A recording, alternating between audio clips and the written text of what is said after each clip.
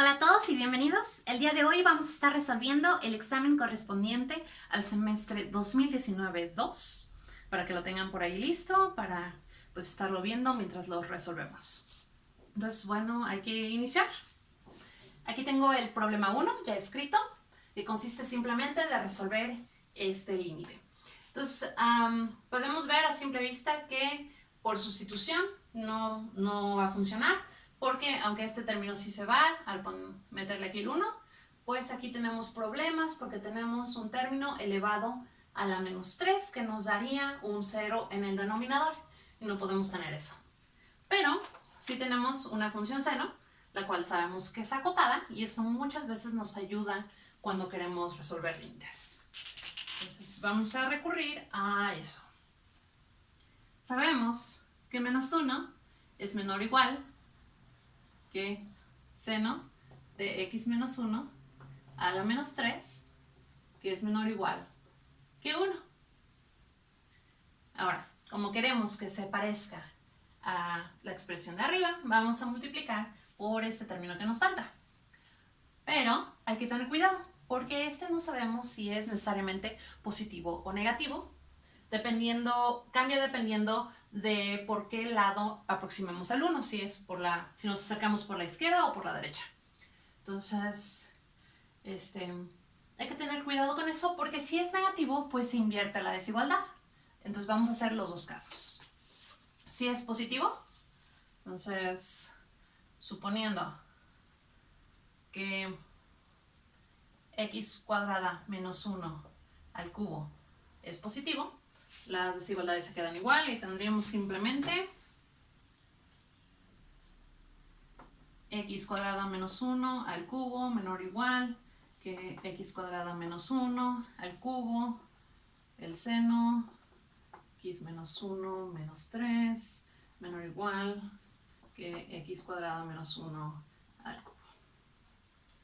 Ya, y aquí vámonos. Así.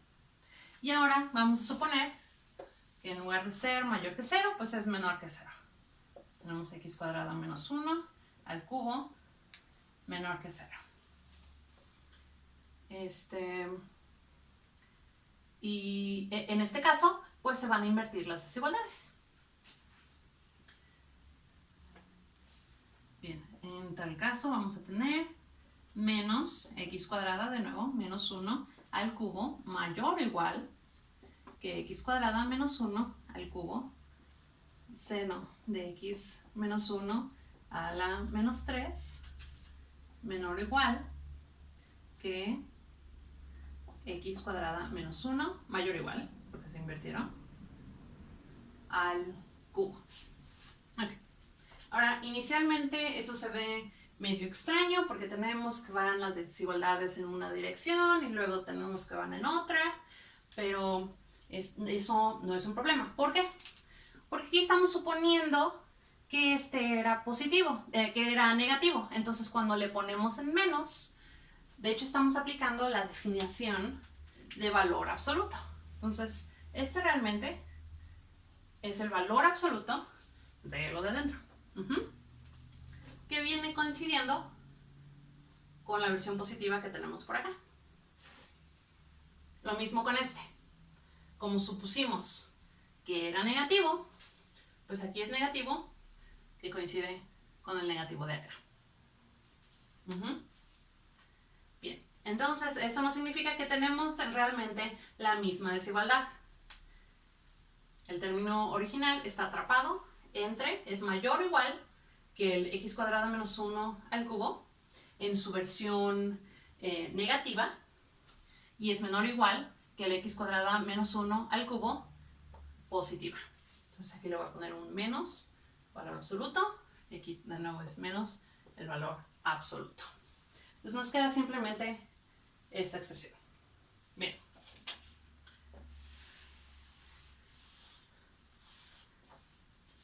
Ahora,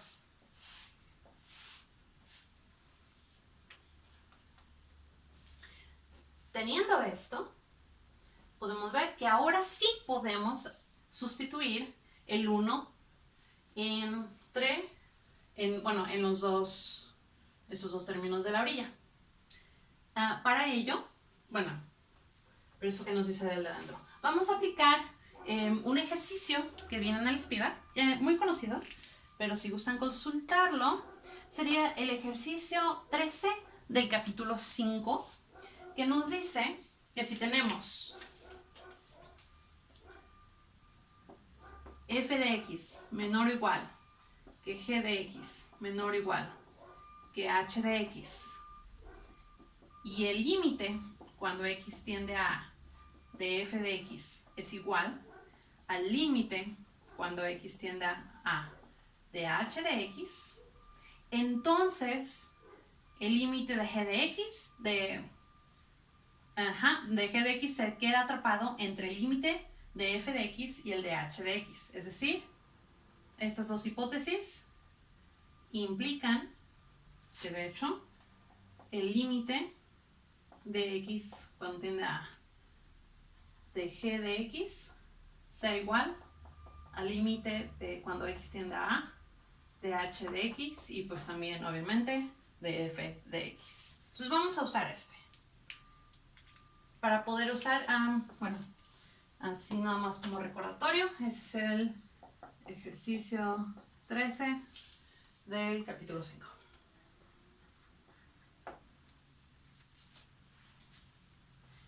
Bien. Para aplicar este tendríamos que primero ver, bueno, la primera parte ya la tenemos.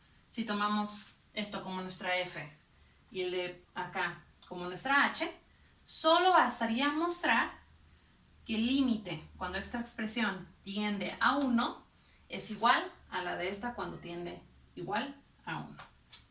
Entonces hagamos eso.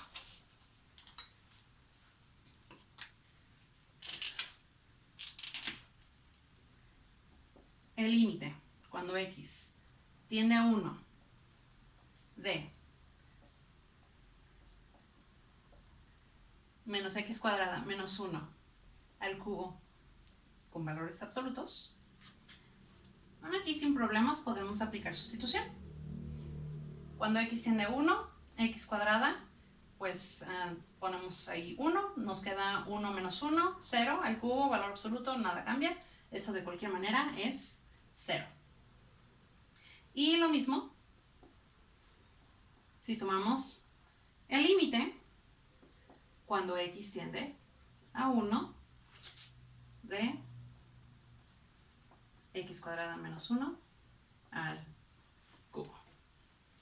Como ambos dieron 0, atraparon en medio a la expresión que queremos calcularle su límite y al final, pues esa a fuerzas también tiene que darnos 0. Ahí está. Bien, ahora para el problema 2. Se me olvidó escribir ahí problema. Bueno, el problema 2 es verificar si esta suma converge o no. No pide que encontremos a qué converge si es que converge, simplemente si converge o no y poder justificarlo, claro. Ahora, esta suma no es para nada obvia. ¿Por qué? Porque tenemos dos que se parecen mucho a lo que tenemos aquí. Hay otros dos que son, esto no es parte de la resolución, pero es simplemente un recordatorio. Si tenemos la suma desde n igual a 1 hasta el infinito de 1 entre n al 1 más epsilon, donde epsilon es mayor que 0, esto sí converge.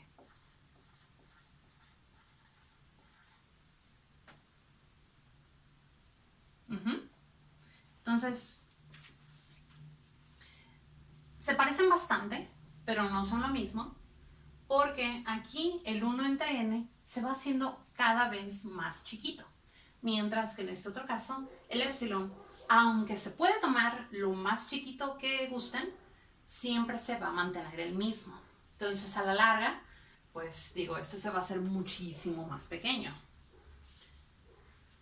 Entonces, este sí converge, pero se parecen. Ahora, por otro lado, tenemos la suma desde n igual a 1 hasta el infinito de 1 entre n, es decir, sin el épsilon. Nada más como si fuera n a la 1. Esta diverge.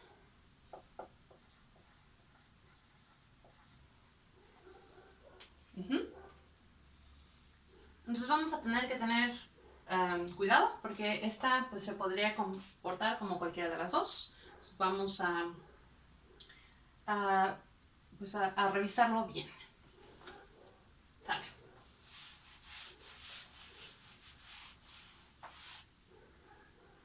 Entonces, lo que vamos a aplicar para esta suma en particular va a ser algo que se llama la prueba de comparación. Ahora, la prueba de comparación la pueden encontrar en el capítulo... No tengo el capítulo 22 del Spivak, que son series infinitas, página 646, teorema 1, que nos dicen que si 0 es menor o igual que a la n, menor o igual que b a la n, y la suma desde n igual a 1 hasta el infinito de bn converge, entonces la suma desde n igual a 1 al infinito de an también converge.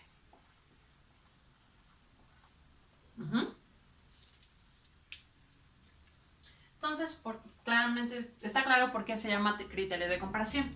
Vamos a tomar la serie que quieramos saber si converge o no. Vamos a encontrar una que esté un poquito más grande, y si esa sí converge, pues entonces la otra que está más chiquita, pues con más ganas.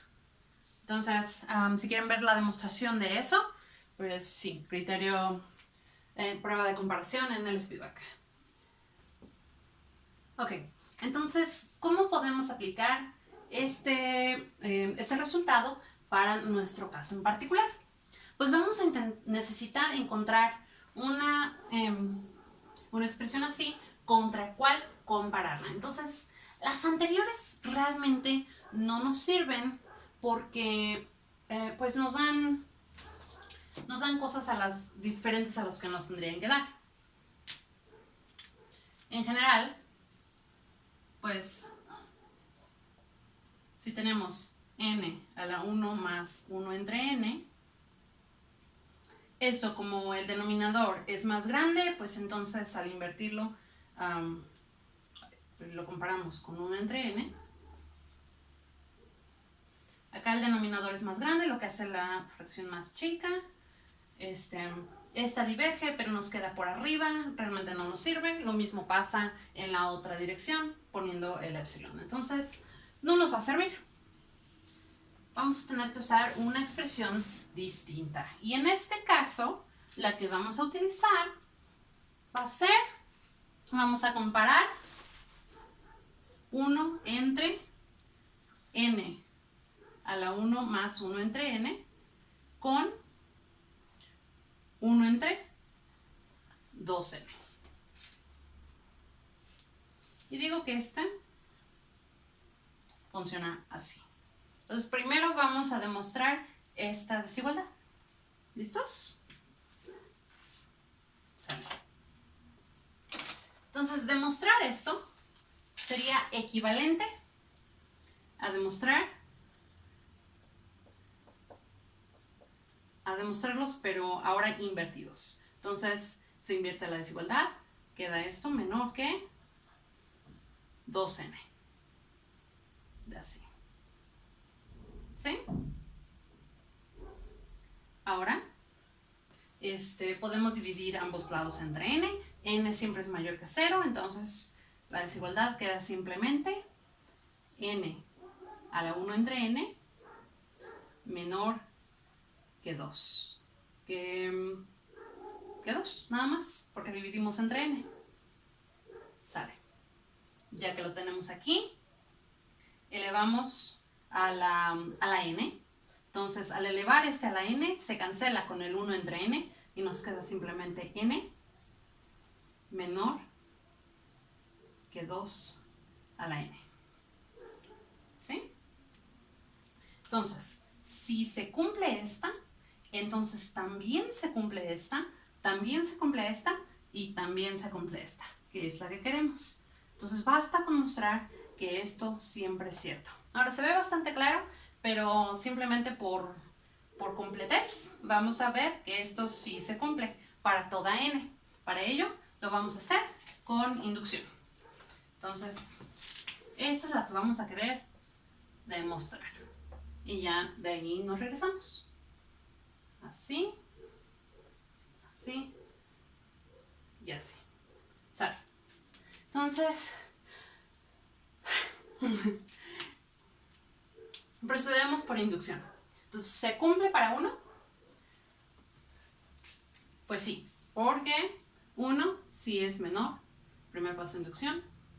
1 sí es menor que 2. Bien. Suponemos cierto para m menor que 2 a m, y vamos a demostrar que es cierto para m más 1.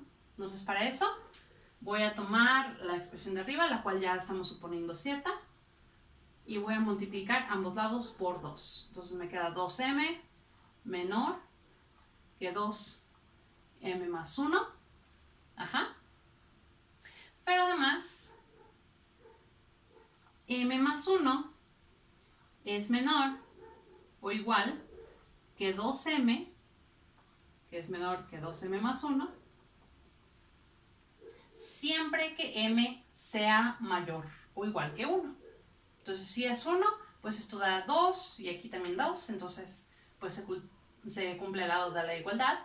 Y si m es mayor que 1, pues entonces pues al multiplicarlo por el 2 siempre se pasa, más que si solo se suma 1. Entonces, esta desigualdad se cumple y por lo tanto m más 1 es menor que 2 a la m más 1. De manera que ya demostramos, bueno, ya hicimos los 3 pasos de inducción y ya se demostró que esto se cumple en general para toda n. Entonces, como ya demostramos esto, ya sabemos que esta también es cierta. Y podemos aplicar ahora sí el criterio. Entonces, hagamos eso. Disculpen. Bien. Entonces voy a borrar todo menos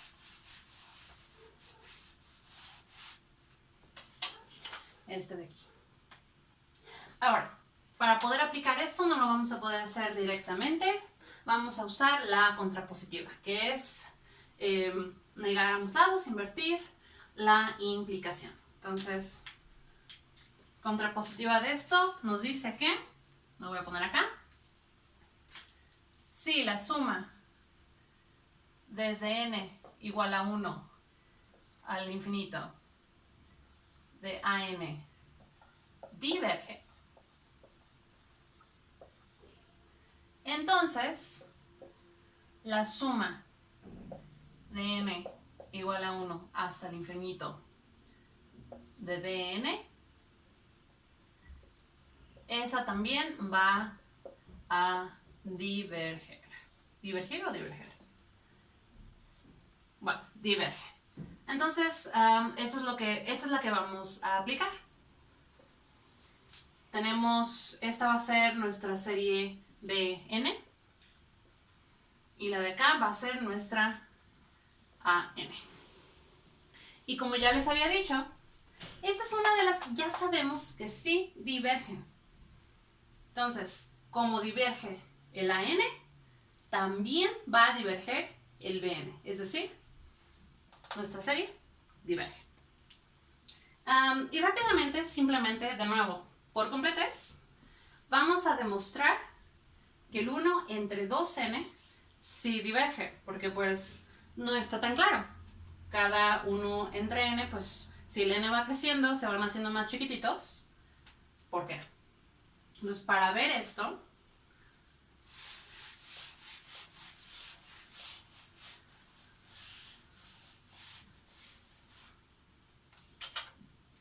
vamos a querer ver que basta con ver que la suma desde n igual a 1 hasta el infinito de 1 entre n diverge. Vamos a usar otro de los teoremitas del Spivak, que sería el de... Es la prueba de la integral. Teorema 4, lo pueden encontrar en la página 652. Entonces, ¿qué nos dice el teorema 4? Nos dice...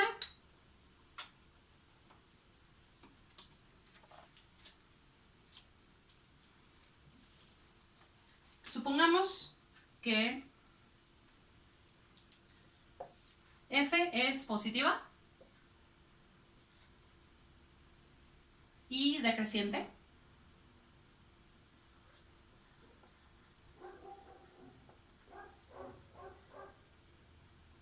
Sobre 1 hasta el infinito. Y además supongamos que f de n es igual a sub n. Entonces,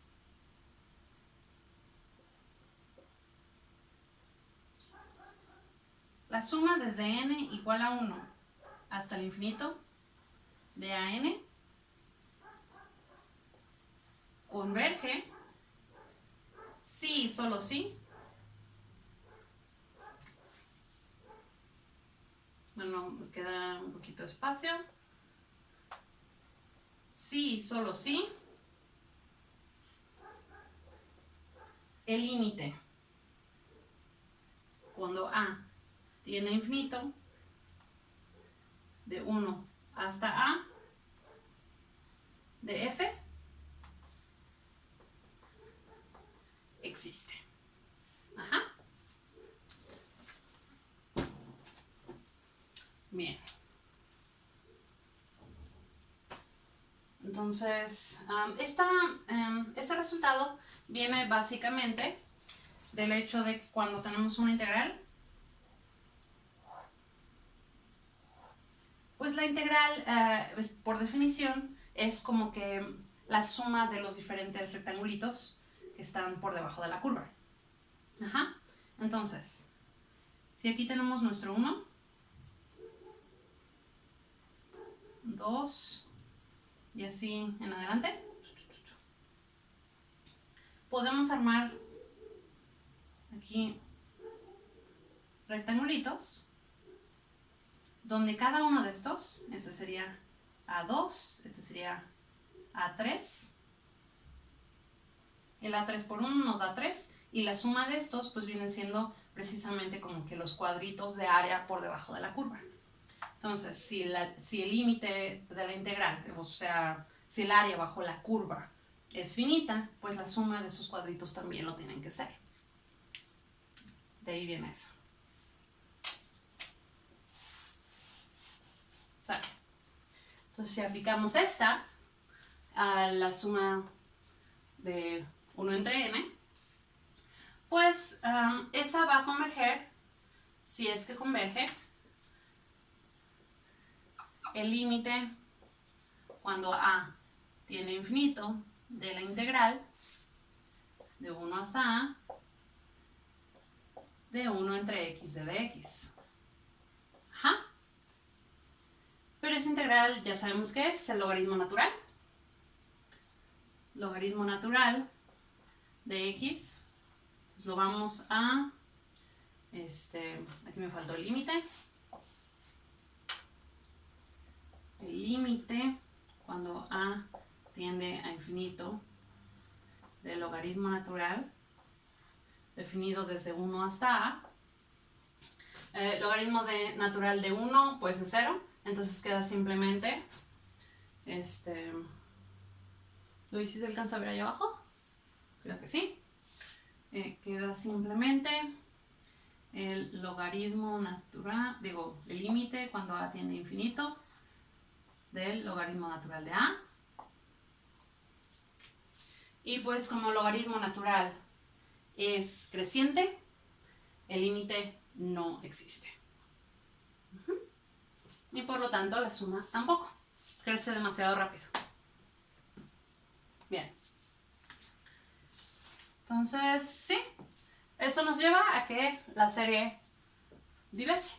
Y este es el problema 2. Y procedemos al problema 3. Entonces, problema 3 nos dice, suponga que la sucesión AN converge. Esta sí converge, es parte de las hipótesis. Entonces voy a ponerlo así. Vamos a suponer que converge algún L. Y donde los AN son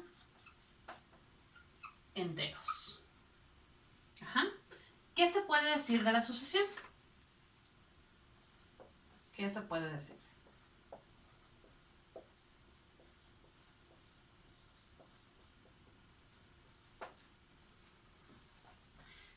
Bien. Para este caso, pues nos podemos dar una idea relativamente buena de qué tiene que pasar, considerando que, pues lo que sabemos que es la definición de una sucesión convergente. Entonces, ¿cuál era la definición de una sucesión convergente? Pues que para cualquier epsilon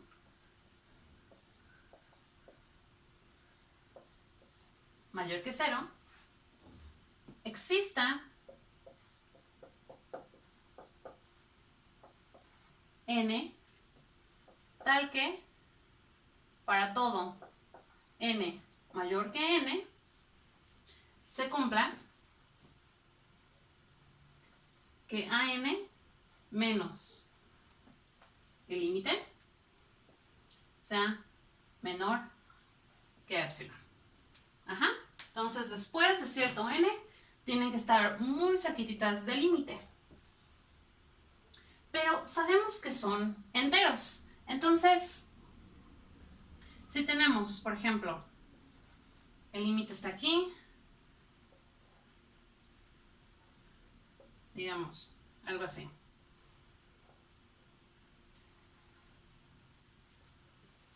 Y marcamos una vecindad. Si el límite no es un entero, suponiendo que este es un entero y este es el otro entero que le sigue, si el límite es una fracción, entonces al marcar una vecindad pequeñita, pues aquí no nos quedan enteros. Entonces no puede existir una sucesión de enteros que converjan al L. Ahora, si el L fuese un entero el mismo, entonces ponemos aquí L y este sí va a ser un entero. Y por acá va a estar L más 1. Y por acá vamos a tener L menos 1. Pues pasa lo mismo. Al tomar una vecindad, sí tenemos ahí un entero, pero es el propio L. Eso nos diría que después de ese n, todos tendrían que tomar el valor L. Entonces, eso es lo que esperamos. Y de hecho, pues es como tendría que funcionar, nada más que hay que escribirlo formalmente. Entonces, vamos a utilizar la definición del límite que conocemos para decir precisamente eso. Ajá. Bien. Entonces, dado epsilon mayor que 0, que exista una n tal que para todo n mayor que n, pues esto se cumpla. Entonces, vamos a tomarnos un n y vamos a enunciar cuál n mayúscula tiene que ser para que esto se cumpla y qué forma tienen que tener los elementos de la sucesión. Bien. Entonces, vamos a separarlo en dos casos, donde L va a ser no va a ser entero, donde va a ser pues como un entero y un pedacito, ¿no? Entonces, L no es entero y por acá L es entero. Ajá. Si L no es entero, entonces vamos a tomar momentito. Ajá.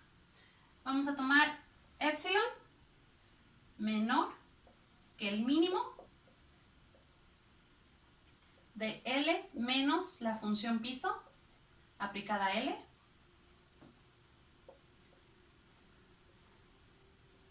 y L función techo menos L. Ok, ¿qué estamos haciendo?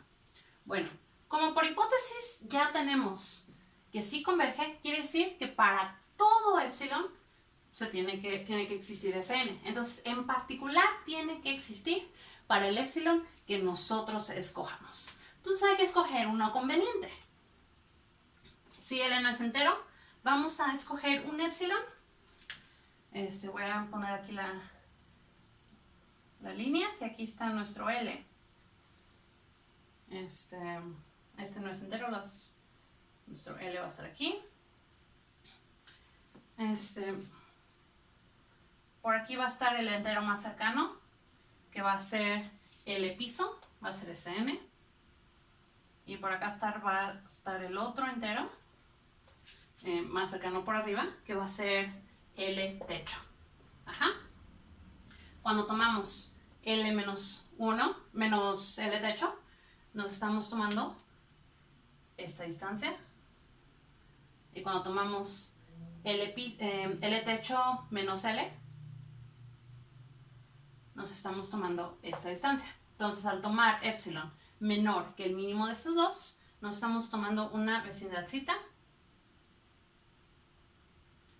que está contenida entre esos dos enteros. No contiene a ninguno de los dos enteros más cercanos. ¿Sale? Que es básicamente lo que habíamos dibujado en un inicio. Entonces, nos estamos tomando así epsilon. ¿Pero esto qué nos dice? Pues dice precisamente lo que dije antes.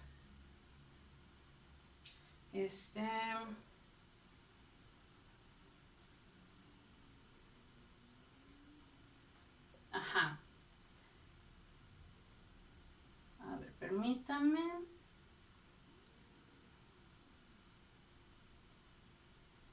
Ajá, la vecindadcita el epsilon está contenido ahí. Entonces se cumple que L menos epsilon, pues eso va a quedar por arriba de donde hubiera quedado el L piso. Ajá. Y además, si me tomo L más epsilon, eso va a quedar por abajo de donde iba a quedar el L techo. ¿Ok? Sale. Pero, por hipótesis, ya sabemos que tiene que cumplirse la definición del límite porque sabemos que fuerzas tienen que converger a esa L, y es decir, que para este epsilon que nos escogimos va a existir una n tal que para todo n mayor que ese n se va a cumplir esta desigualdad. Entonces vamos a tomarnos solamente n's que sean mayores que esa n que sabemos que existen y se va a cumplir esto. Ajá. Entonces se va a cumplir que menos epsilon sea menor que AN menos L, y esto va a ser menor que epsilon. Lo cual significa, sumándole a los tres términos L, que L menos epsilon es menor que AN, que es menor que L más epsilon. Pero ya tenemos que L piso es menor o igual que el L menos epsilon, y además L más epsilon es menor o igual que L techo. Por lo tanto, tenemos que L piso es menor o igual que AN, que es menor o igual que... aquí como tomamos el epsilon con la desigualdad estricta, entonces aquí no puede haber igualdad, porque el epsilon siempre es más chiquito que lo que se requeriría para llegar aquí, entonces aquí también no hay igualdad, acá no hay igualdad, y acá no hay igualdad. Ya está. Ok, ahora sí, en este caso tenemos que L piso es estrictamente menor que AN, que es estrictamente menor que L techo. Pero estos son enteros consecutivos. No se puede tener un entero entre ellos que sea estrictamente pues, mayor que uno y menor que el otro. No existe. Por lo tanto, pues tenemos contradicción. Entonces, L no puede ser que L no sea entero. Tiene que ser entero a fuerzas. Entonces pasamos al segundo caso. Si L es entero, basta con que nos tomamos un epsilon menor que 1. De nuevo, se tiene que cumplir esto para todo n mayor que una n mayúscula. En cual caso, de nuevo vamos a tener lo de aquí. L menos epsilon va a tener que ser menor que a n, menor que L más epsilon. Así.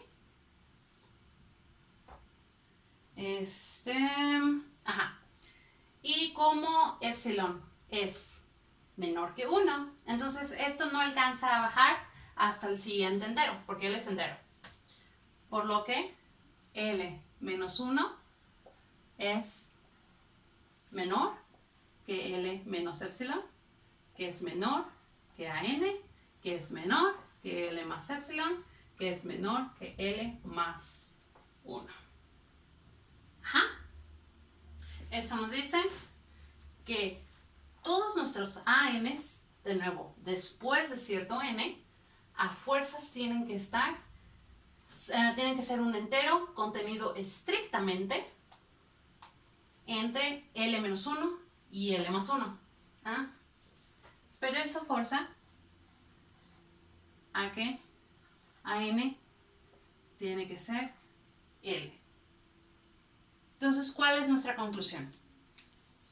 Esto no significa que todas las ANs tengan que ser L.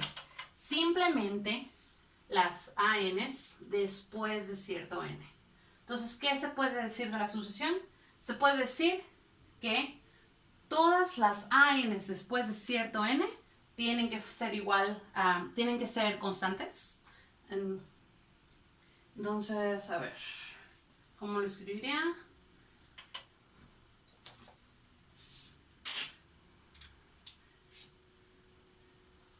AN es igual a alguna constante C para todo n mayor que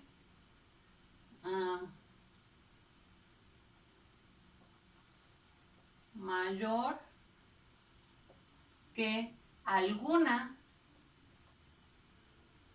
n en los naturales.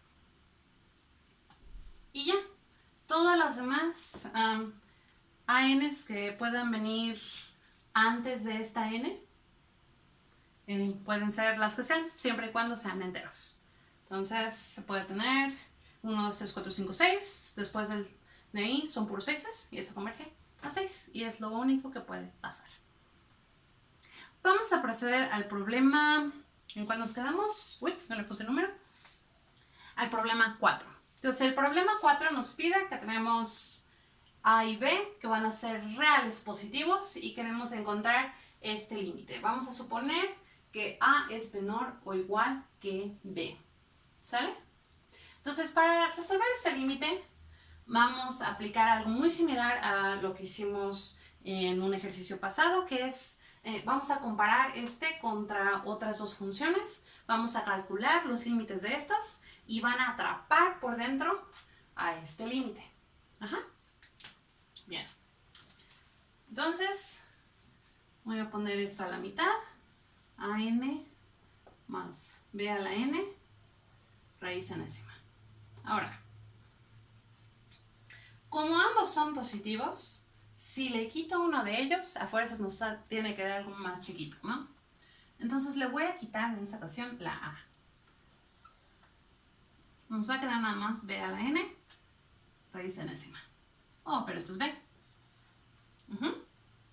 De este lado, si en lugar de tener a la n más b a la n, tenemos 2 de la más grandota, eso tiene que ser de nuevo más grande.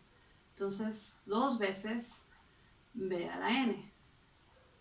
Así. No, pero eso es igual a la raíz enésima de 2 por b. Y ya tenemos lo que queríamos. Tenemos a dos funciones. Por este lado tengo a b, de este lado tengo a raíz enésima de 2 por b. Y a estos les podemos sacar sus límites y van a atrapar dentro pues la expresión original. Entonces, bueno, para poder sacar el límite de este, pues es claramente b, porque simplemente se repite. De este lado vamos a tener que calcular el límite cuando n tiene infinito de la raíz enésima de 2. Bien.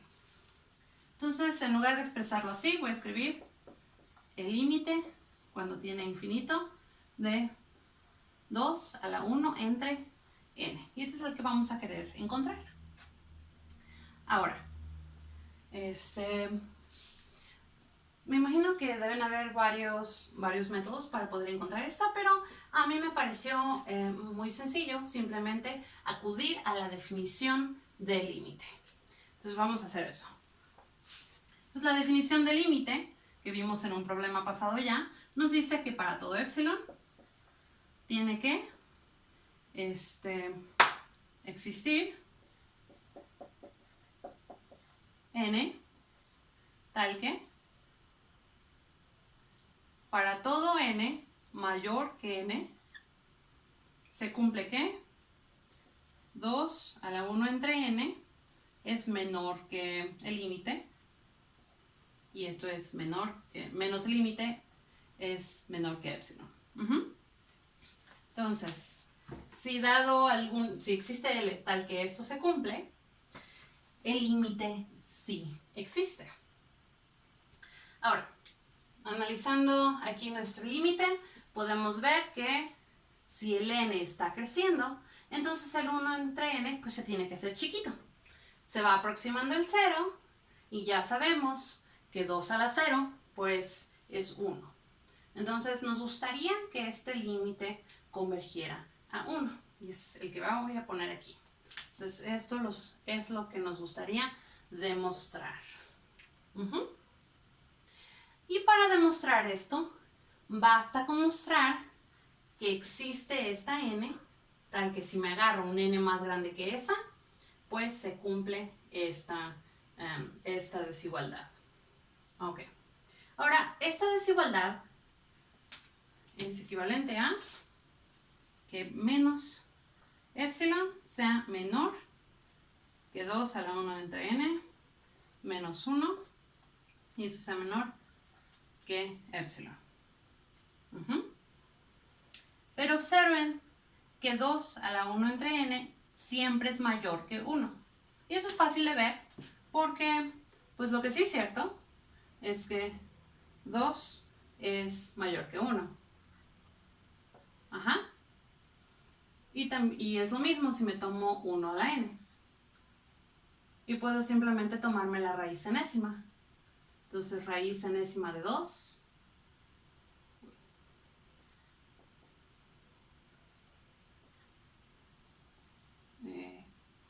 mayor que 1. Pues da igual, ¿no? Entonces, eso sí es cierto. Por lo que este automáticamente es mayor que 0 y pues mayor que el menos epsilon. Entonces no nos tenemos que preocupar por esto, porque esto siempre se va a cumplir. Simplemente queremos encontrar algún n tal que si n es mayor que eso, pues esta desigualdad se cumpla. Para encontrarlo, Basta con despejar a n. Entonces despejamos a n. Pasamos el 1 restando, nos queda 2 a la 1 entre n menor que epsilon más 1. Aplicamos logaritmo natural. Logaritmo natural de 2 a la 1 entre n es menor que el logaritmo natural de epsilon más 1. Propiedad del logaritmo natural, podemos bajar exponentes. Entonces nos queda 1 entre n, logaritmo natural de 2, menor que el logaritmo natural de epsilon más 1. Pasamos n multiplicando, el logaritmo natural dividiendo, de manera que nos queda que n tiene que ser mayor que logaritmo natural de 2 entre logaritmo natural de epsilon más 1. Y esta va a ser precisamente nuestra n mayúscula. Entonces, lo que estamos diciendo es que no importa qué epsilon nos den, vamos a poder elegir una n suficientemente grande, tal que si n minúscula es mayor que esto, pues regresándonos, sí se va a cumplir que 2 a la 1 entre n menos 1 de menor que es ese epsilon. Es decir, entre más grande tomemos esta n, más cerquita está el 2 a la 1 entre n del 1. O sea que ese es su límite. Ahora, aquí podemos notar ciertas cosas. Por ejemplo, si vamos tomando epsilons cada vez más chiquitos, pues vemos que el argumento del logaritmo natural se va aproximando cada vez más al 1 y sabemos que el logaritmo natural de 1 es 0. Entonces, entre más chiquito sea epsilon, el logaritmo natural de epsilon más 1 se va haciendo también cada vez más chiquito, positivo, pero cada vez más chiquito, lo que hace que este cociente pues sea cada vez más grande, porque además el numerador es constante. Entonces, y eso tiene sentido. Entre más quieramos acercarnos al 1, pues las n's tienen que ser forzadas a ser más grandotas. Y ya. Con esto demostramos que el límite cuando n tiende a infinito de 2 a la 1 entre n, eso es efectivamente 1. Y podemos regresar al problema original.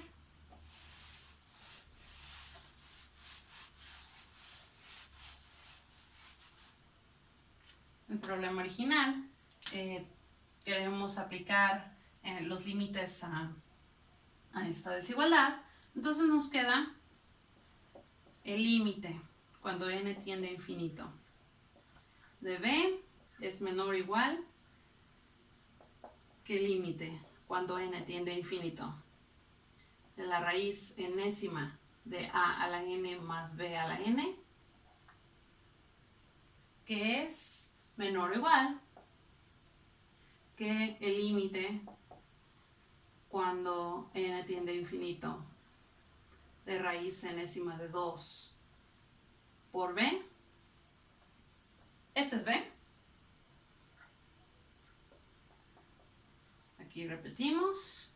Epsilon raíz enésima de a la n más b a la n. Ya vimos que esto da 1 y b's constantes salen de límites. Entonces esto es simplemente b veces 1 o bien simplemente b. Y ya, nuestro límite quedó atrapado entre b y b. Y por lo tanto es igual a b.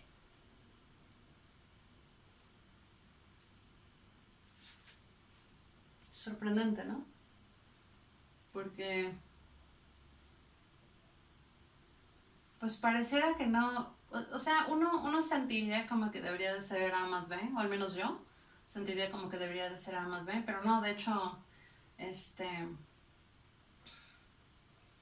pues nada que ver. Y vamos a continuar con el ejercicio 5. Entonces el ejercicio 5 Nos dice, calcule el área del mayor rectángulo que tiene dos vértices sobre el eje X. Entonces voy a empezar a hacer el dibujo ya para... Uy, así ya no se ve, ¿verdad? No, voy a usar verde.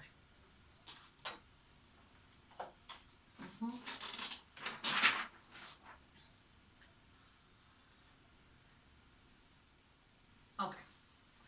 Entonces, tiene que estar así. Sale. Entonces, el rectángulo va a tener dos vértices sobre el eje X y va a tener dos vértices sobre la parte de la parábola, la parte que se encuentra en el plano superior, y mayor que 0. Entonces, ahí nos da la parábola y igual a 16 menos 3x cuadrada.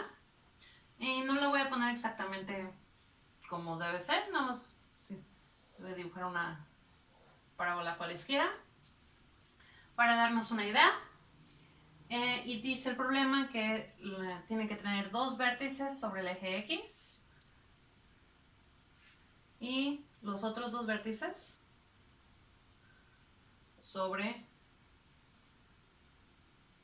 la parábola.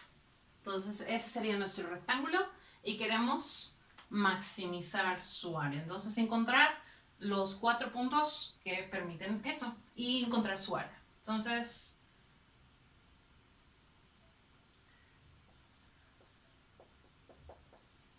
maximizar el área. Sale. Bien, entonces para empezar, pues sería bueno saber de dónde podemos tomar estos puntos, al menos los valores de X, ¿no? Entonces vamos a encontrar la intersección de la parábola con el eje X. Y son directamente, simplemente tomamos 16 menos 3x cuadrada igual a 0. Y se sigue que x es igual, paso el 16, paso el 3, 16 tercios raíz, así. Y bueno, esto es más o menos, ¿no? Entonces este punto es 16 tercios. Y este de acá es menos 16 tercios. Perfecto. Ahora, queremos encontrar de qué forma tienen que tener los demás puntos. Digamos que ya tomamos aquí ciertos puntos X, cómo tienen que ser los puntos en Y. Para empezar, observemos que para que sí sea rectángulo, los dos puntos de Y tienen que estar a la misma altura. Porque los dos puntos de X pues están sobre el eje, X.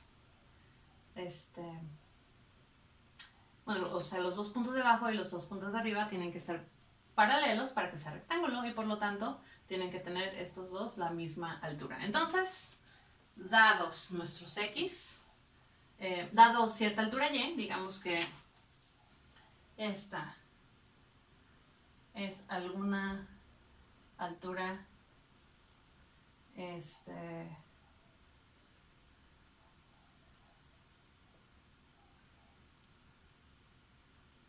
bueno, que ese es el punto, si ese es el punto XY, quiere decir que está en la altura Y, cómo tienen que ser los valores de X. Y entonces basta con despejar a X. Entonces tomamos la ecuación 3x cuadrada igual a 16 menos Y. Entonces es X es igual a la raíz de 16 menos Y entre 3, ¿no? Algo así. Bien, más menos.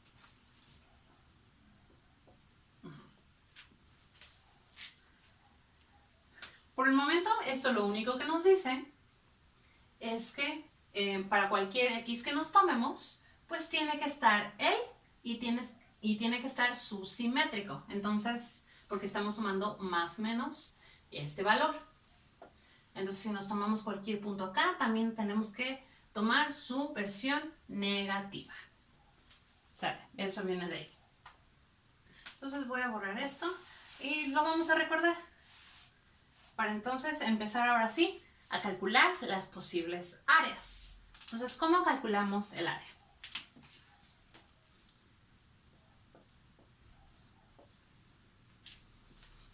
Observen que el área va a depender únicamente, de hecho todo el rectángulo depende únicamente de dónde tomemos el primer vértice sobre el eje X.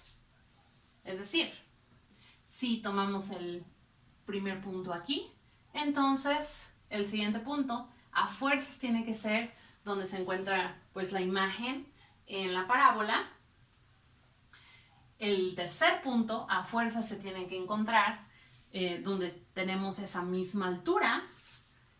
Y el cuarto punto a fuerzas tiene que ser el que corresponde pues ese valor en el eje, que resulta ser el negativo. Ajá. Entonces todos ya están determinados con simplemente determinar el primer X. Entonces vamos a hacer esta área que dependa pues de X. Y como habíamos dicho, como este de acá depende, siempre va a ser el negativo del de acá, pues este X basta con que viva en los positivos. Sí, X mayor que 0, ¿no?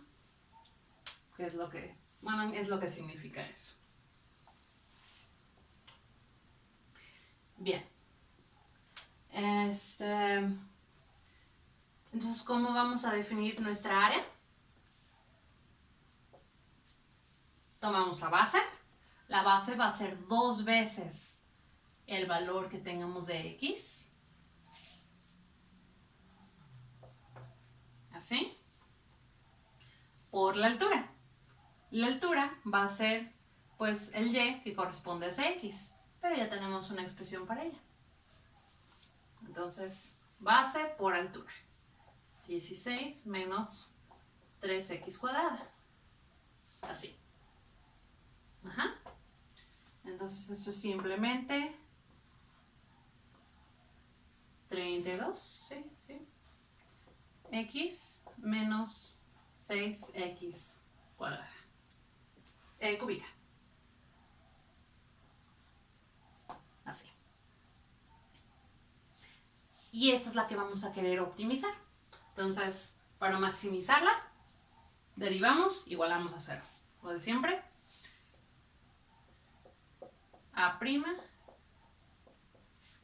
va a ser igual a 32 menos 18x cuadrada.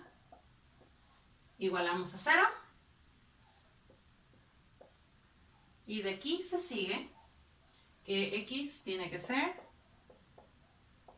más o menos la raíz de 32 entre 18.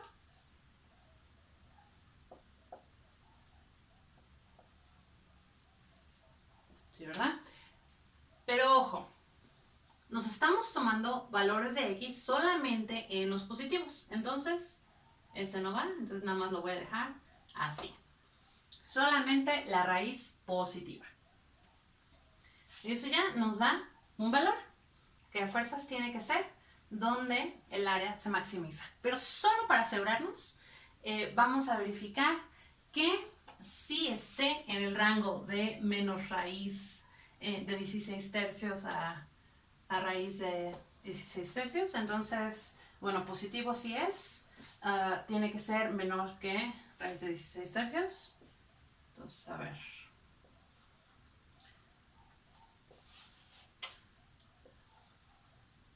...32...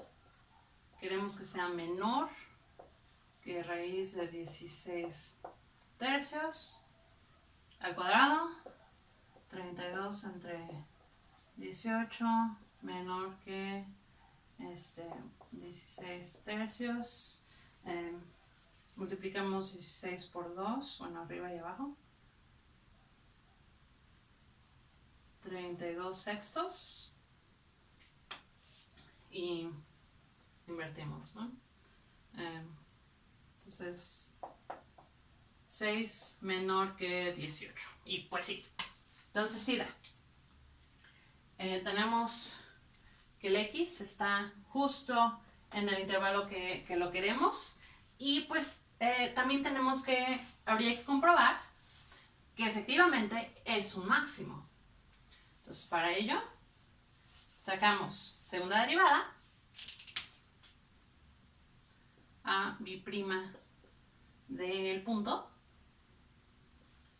raíz de 32 sobre 18, que viene siendo bajo el 2 menos 36x, entonces menos 36 por raíz de 32 sobre 18. Y esto es negativo. Entonces, segunda derivada negativa implica que teníamos un máximo. Por lo tanto, tenemos el punto X, bueno, el valor en X, tal que nos define el primer punto y por lo mismo todos los demás. Ahora falta calcular lo que nos pide el problema, que es el área. Entonces sustituimos el X en la ecuación del área. Entonces tenemos área de raíz de 32 sobre 18 y simplemente pues ponerlo ahí, ¿no? 2 veces raíz de 32 sobre 18, 16 menos 32, 3 veces 32 sobre 18, 3 se va con un 6, entonces 3 se va con 3 y nos queda un 6. Ajá. Y bueno, ahí se puede simplificar más, pero en sí ya es el valor que tenemos que encontrar. Y eso fue el problema 5. Y ya para cerrar, el ejercicio 6. Entonces, tomamos, vamos a tener f definida de r en r, tal que f de t va a ser siempre igual a f de menos t, es decir, es simétrica, se ve igual para t mayor que 0 que para t menor que 0. Simétrica respecto al eje y. También vamos a tomar f, que va a ir de R2 en R, es decir, del plano a la recta, y se va a definir como f de xy igual a f minúscula de la raíz de x cuadrada más y cuadrada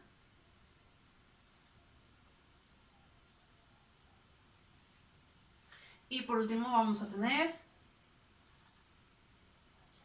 g de s igual a f de s entre raíz de 2, s entre raíz de 2. Bien. Uy, me faltó g, está definida de r en R2. Y nos dan una figura que va a representar la gráfica de f. Entonces empezamos, aquí cae, luego sube, luego se vuelve planita.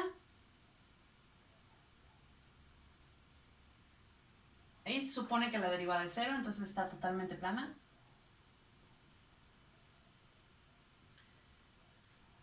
Ok, y así. igual después de ahí va a ser totalmente plana. Aquí es el 4. Aquí es algún valor A.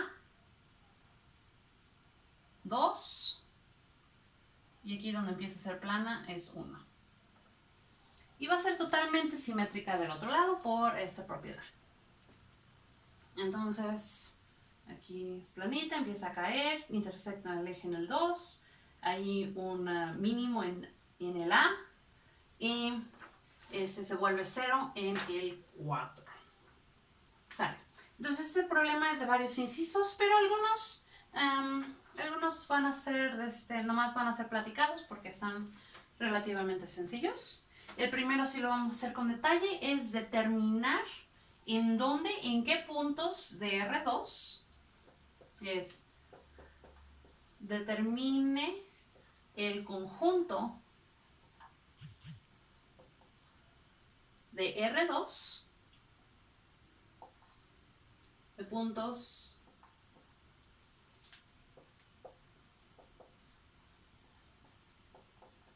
en R2 donde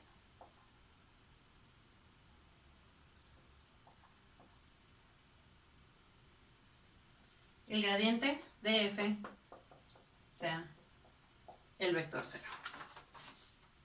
Muy bien. Entonces, para poder encontrar lo primero que tendríamos que hacer es encontrar precisamente el gradiente de f.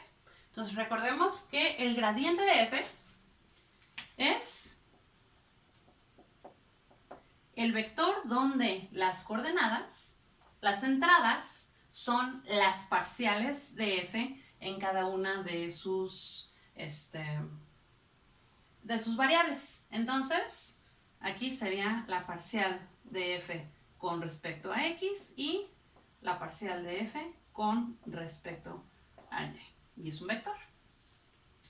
Entonces, lo que querríamos buscar es el conjunto de puntos donde la parcial de f con respecto a x sea igual a 0 y la parcial de f con respecto a y también sea igual a 0. Entonces, encontremos estas parciales. Parcial de f con respecto a x. Aquí tenemos cómo está definido f. Sería igual a la parcial de toda esta expresión con respecto a x, pero aquí lo que vamos a aplicar es la regla de la cadena. La regla de la cadena nos dice que cuando tenemos una función contenida compuesta con otra función, es decir, aquí f está compuesta con la raíz, lo que hacemos es que derivamos la función de adentro y la multiplicamos por la derivada de la función, derivamos la función de afuera y la multiplicamos por la derivada de la función de adentro. Entonces, tenemos f, va a ser f' evaluado en el mismo punto, x cuadrada más y cuadrada, y lo vamos a multiplicar por la derivada de lo de adentro, pero en este caso lo que queremos depende de dos variables. F solo dependía de 1, entonces tomamos la derivada normal, la que conocemos. La función de adentro depende ya de dos variables, de x y de y, por lo que vamos a tomar la parcial. Entonces tomamos la parcial con respecto a x, porque en este caso estamos considerando la y como una constante. Entonces, eso vendría siendo 2x porque para derivar raíces, pues la derivada de lo de dentro, dos veces la raíz. Entonces, x cuadrada más y cuadrada. Se van los dos. De manera que esto queda simplemente x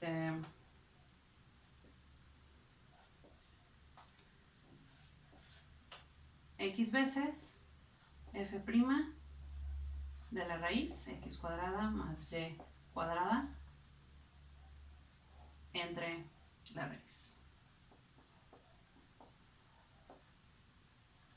Así. Y aquí como pues la y se parece mucho a la forma que tiene, ¿se parecen?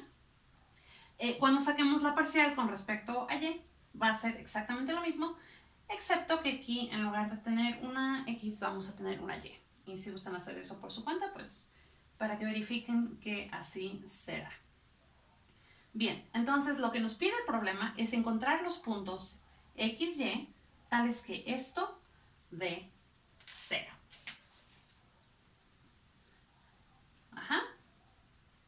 Entonces, esto siempre va a ser mayor que 0, excepto cuando x y y sean ambos ceros. Entonces, vamos a ignorar ese caso por el momento y vamos a suponer que el punto xy está fuera del origen. ¿Ok? Entonces, esto se reduciría a encontrar dónde f', x por f' de la raíz, donde esto es igual a 0. ¿Ok? Bien. Entonces, para determinar esto, vamos a ver. Ok, pues ya desde aquí tenemos dos opciones. O bien x va a ser igual a 0, o bien el f' de esto tiene que ser igual a 0. Entonces, vamos a encontrar precisamente los puntos donde este f' es igual a 0. F' de la raíz de x cuadrada más y cuadrada, esto donde sea 0. Ajá. Bueno, pero f' va a ser 0 precisamente donde tenga sus máximos o sus mínimos. Y aquí tenemos una gráfica de precisamente de f. Entonces, podemos observar que como es planita desde el -1 al 1, f'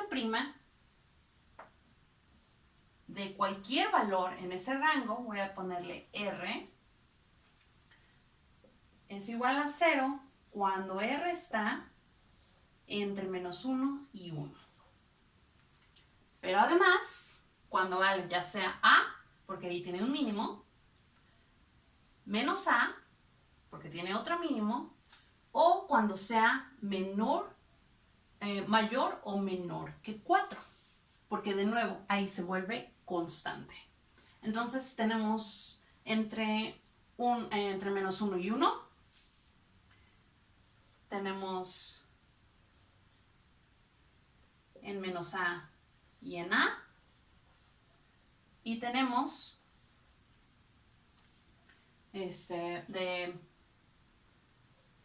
de menos infinito a 4, a menos 4, y de 4 a infinito.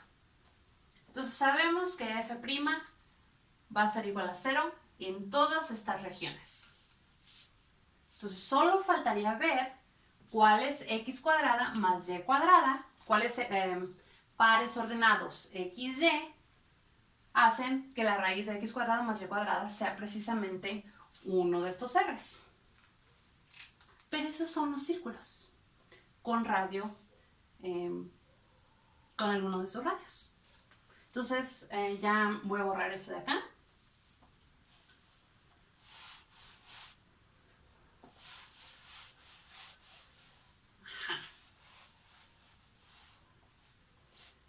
Y vamos a definir un conjunto que van a ser precisamente esos puntos.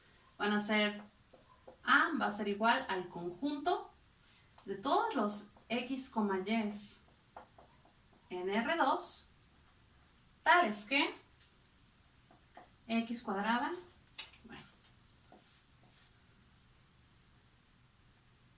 raíz de x cuadrada más y cuadrada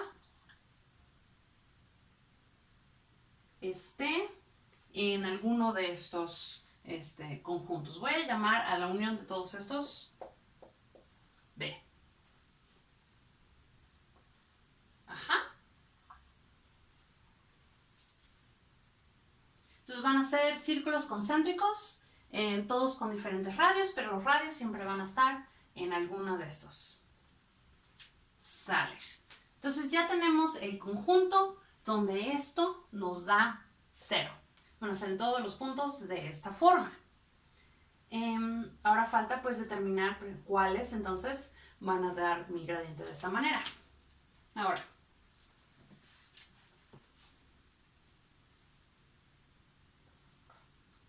el gradiente de f va a ser, era x veces el f',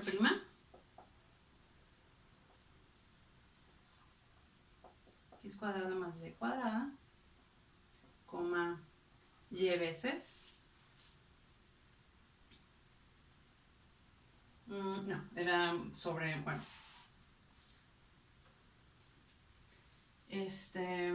ajá, entonces si el f' de esto da 0, entonces teníamos que el parcial daba 0 porque estaba sobre, a ver, entonces tenemos que el gradiente es, la forma lo voy a escribir completo, ya, para no hacernos bolas, f' cuadrada más y cuadrada, y todo esto era sobre la misma raíz, x cuadrada más y cuadrada, así. Lo mismo de este lado, pero excepto con y. f' de la raíz de x cuadrada más y cuadrada, y todo esto entre la raíz, x cuadrada más y cuadrada, así. Si el gradiente es de esta forma, entonces los puntos, bueno, algunos todavía, vamos a ver si hay más, pero por el momento, si nos tomamos todos los puntos en A, pues van a satisfacer que aquí da 0 y aquí da 0, porque el f' está dando 0. Ajá. Entonces, para empezar, todos los puntos de A sí están en el conjunto de puntos que hacen que el gradiente dé 0. Nada más hay que sustituir aquí, que son ambos ceros. Ahora, ¿habrá puntos que no estén en A, pero que sí hagan a esos 0? Recuerden que lo que queremos es que, bueno, lo que tendríamos que hacer sería igualar cada entrada a 0. Entonces, si igualamos esta a 0, voy a hacerlo acá. F' x cuadrada más y cuadrada entre raíz de x más y cuadrada. Si esto es igual a 0, y ya supusimos que no estamos considerando el origen, ahorita en un momento vamos a tratar con eso, pero por el momento no estamos considerando el origen, entonces esto es distinto de 0. Y ahora ya no estamos considerando los puntos que están en A tampoco, entonces el f' es distinto de 0. Podemos multiplicar por el denominador y dividir entre el numerador, de manera que esto nos forza simplemente a que x a fuerzas tiene que ser 0. Ajá. Si hacemos lo mismo del otro lado, porque se tienen que cumplir simultáneamente, ambas tienen que ser igual a 0, entonces tendríamos que x es igual a 0, pero además y tiene que ser igual a 0. Pero dijimos, aún no estamos considerando el origen, porque eso pues nos causaría problemas. Entonces, hasta el momento, voy a borrar esto. Por el momento, ¿qué hemos determinado? Bueno, el conjunto de puntos de R2 sin el origen, que cumplen que el gradiente da el vector 0, pues simplemente es Pero ahora hay que, ahora sí, tratar con el origen. Ajá. Ahora, para tratar con el origen, vamos a regresarnos a la definición original que teníamos de nuestra f. Y notamos que tenemos que f es la función f compuesta con otra. Pero la función f estaba definida como una función que era bastante planita entre el -1 y el 1. Entonces, si solo nos fijamos en un circulito alrededor del origen, entonces ahora estamos considerando un disquito alrededor del origen, algo chiquito, digamos todos los puntos tales que su norma es menor que 1. Entonces, el f de x, y ya no lo tenemos que ver nada más como f, porque ya sabemos cuánto vale fi. Vale precisamente 1. Se me había olvidado ponerlo ahí, pero todos deben de tenerlo ahí en su hojita de ejercicios. Entonces estamos evaluando 1 en esta otra función, pero de cualquier manera no importa en qué se evalúe una constante, sigue siendo 1. Entonces, en esa regioncita, para todos los x, y que estén a una distancia menor que 1 del origen, entonces, es decir, para todos los puntos x, y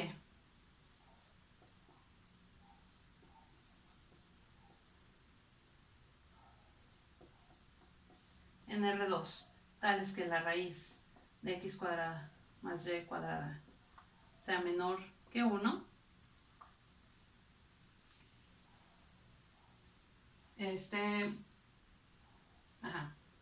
y mayor que -1, pues cuando lo sustituya aquí, me va a dar f de algo que está entre -1 y 1, y por lo tanto me va a dar simplemente igual a 1. Ahora le podemos sacar el gradiente a esta función, la cual no tiene problemas ya de los que teníamos antes de dividir entre 0. Y el gradiente de esto, pues son las parciales, pero las parciales son simplemente 0 y 0, porque es constante. Esto nos dice que este es otro más de los puntos que estábamos buscando. De manera que voy a borrar esto de nuevo. El conjunto de puntos en R2 donde el gradiente es 0, 0 son los puntos de la forma que pertenecen a A.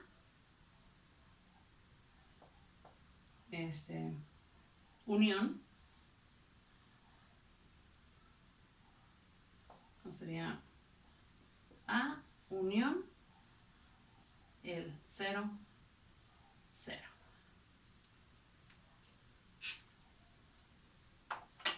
Y ya está. Ese fue el inciso A.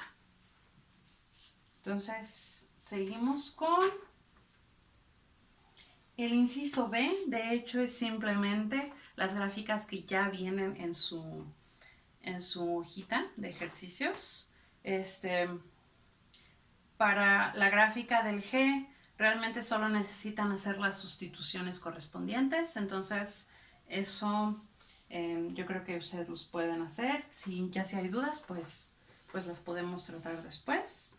El inciso C es bosquejar la gráfica de la integral I de t, de 0 a t de g de s. Entonces, un par de comentarios de ese nada más. A ver, entonces voy a borrar.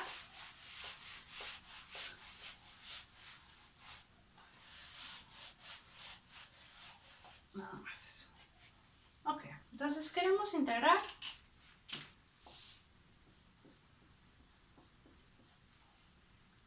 Queremos un bosquejo de la gráfica de esto.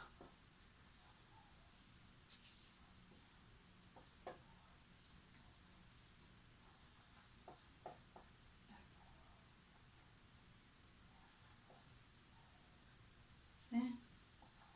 De DS. Bien. Generalmente cuando se tengan cosas de este estilo, cuando tienen 0 hasta una variable, bueno, muchas veces me ha resultado a mí útil en considerar la derivada. Entonces, si hacemos eso ahora,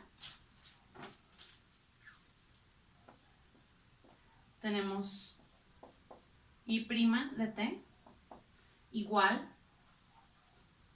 simplemente a g de t. Esto por el primer teorema fundamental de cálculo, que pueden encontrar en el Spivak. Ya había hablado sobre este teorema en el video pasado. Entonces, si y' de t es igual a g de t, y g de t ya sabemos cómo se comporta, y de hecho va a resultar ser igual que el f de t, pues entonces ya tenemos la derivada para hacer el bosquejo de la gráfica de la y original. Simplemente necesitan usar, verificar dónde es creciente, dónde es decreciente, dónde tiene los cambios de concavidad, pero eso lo pueden hacer usando la derivada. Y bastaría, nada más faltaría un detalle. Entonces,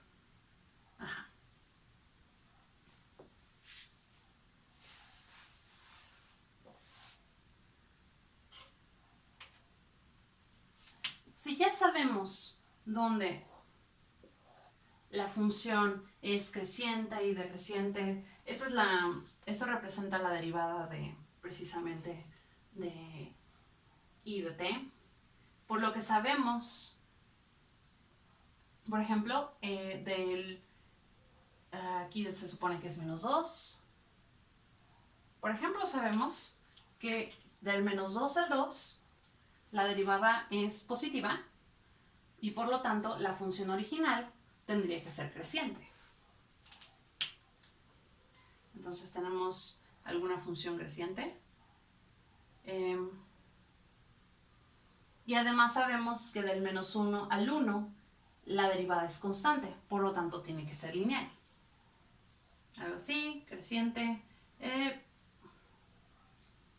No sé decirles para dónde vaya la concavidad, eso lo tendrían que checar ya ustedes. Recuerden que la concavidad es simplemente depende de la segunda derivada, si es positiva o negativa, pero aquí pueden verificar segundas derivadas porque simplemente tienen que ver si es decreciente o creciente.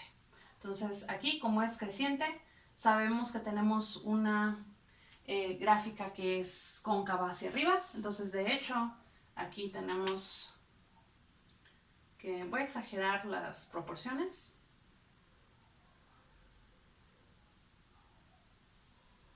Algo así, y aquí tenemos algo así. ¿Sale? Entonces, la forma general de la gráfica la pueden determinar a partir de la derivada. Pero hay una cosa que no se puede determinar directamente de aquí, y es dónde está colocada la gráfica con respecto al eje Y. Porque podrían tener casi la misma gráfica, simplemente un poco desplazada. Entonces, yo me voy a inventar una. Digamos que se comporta más o menos así. La I de t. Pero podría comportarse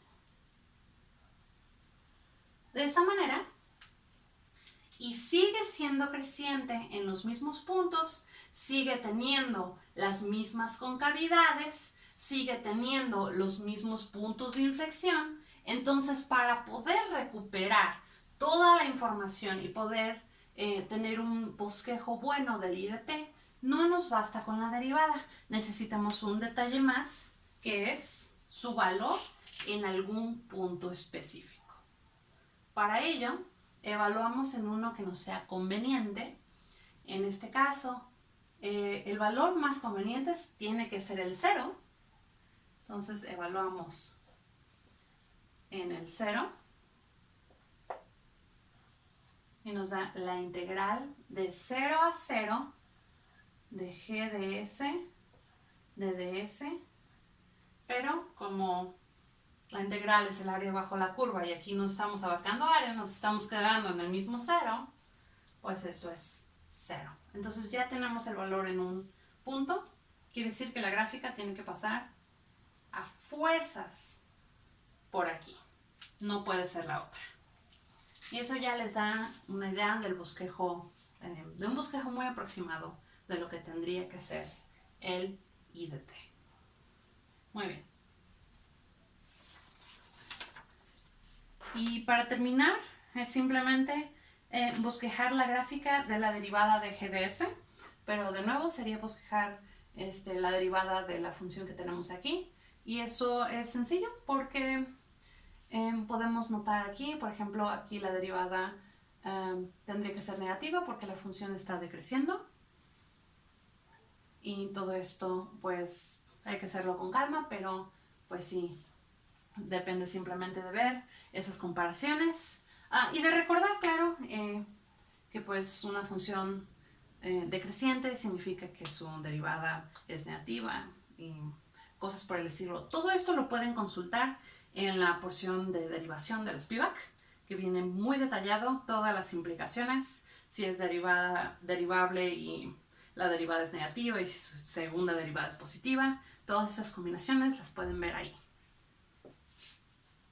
Y eso es todo del examen del semestre 2019-2. ¿Dudas, comentarios o cualquier cosa? Pueden ponerlo abajo o mandarme un correo. Entonces nos vemos a la próxima.